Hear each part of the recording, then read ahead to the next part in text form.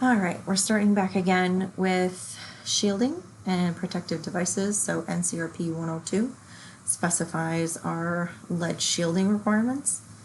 Bouchon, our textbook, specifies that 0.25 millimeters of lead are required, and 0.5 millimeters, sorry for the double millimeter there, of lead is recommended, especially for fluoroscopy.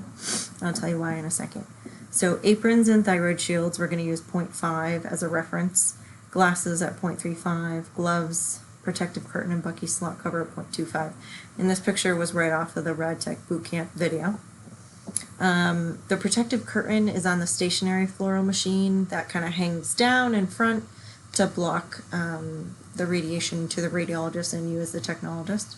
The Bucky slot cover is where the Bucky tray sits in the fluoro table. If you move it left to right, the Bucky slot cover should appear and block that, because the x-ray source is from the bottom underneath the patient.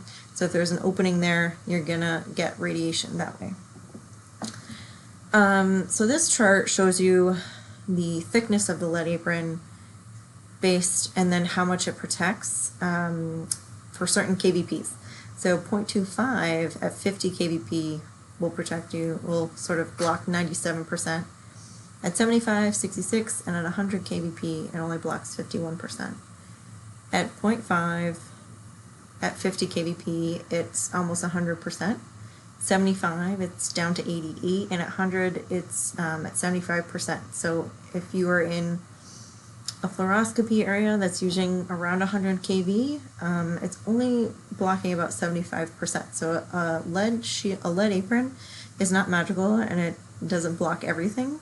To block everything, the thickness of those lead aprons would need to be significant. And as the wearer, or someone who has to wear it all day long, we have to kind of sort of weigh a few things, a few options. But this is why they recommend a 0.5 over 0.25 when doing fluoroscopy, because it can protect 75 versus 51%. Room design and shielding, and again, this picture is right from your RadTech Bootcamp. There are two types of barriers. So there's a primary barrier and a secondary barrier. The primary barrier is anywhere where your primary beam could be directed towards it. So the wall behind your wall Bucky, the floor below the table Bucky, things like that. It has to have a height of 7 feet, but if it's in meters, you're going to be 2.1 meters. Okay.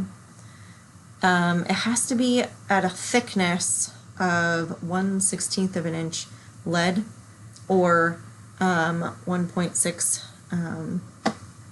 millimeters, I believe that is, millimeters. And then the secondary barrier will be like the doors to your x-ray room or the x-ray control booth. It's located wherever scatter radiation or leakage radiation, which would be rare, might strike. The primary beam will not be directed towards it. There's another reason why you shouldn't direct your primary beam towards your control station.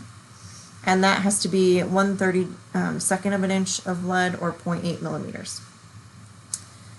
Controlled areas require less shielding because the technologists are being monitored by a dosimeter, and they're trained in radiation protection and knowledge of radiation information. What determines the barrier thickness? Well, a few things. The distance between the source of radiation and the barrier, and then the occupancy, like who is in this area.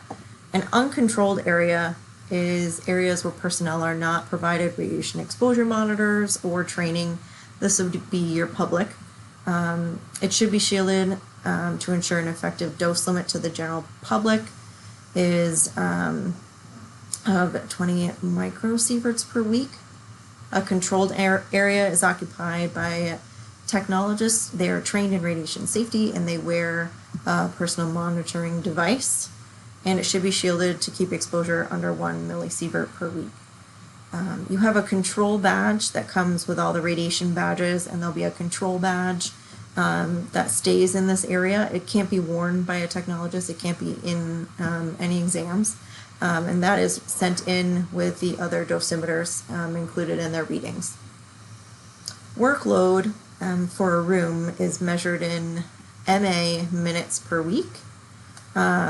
It takes into account the volume of exams, the type of exams that are performed in the room, and then determine the workload within that room. And then use factor is the amount of time that the beam is on and directed at a particular barrier.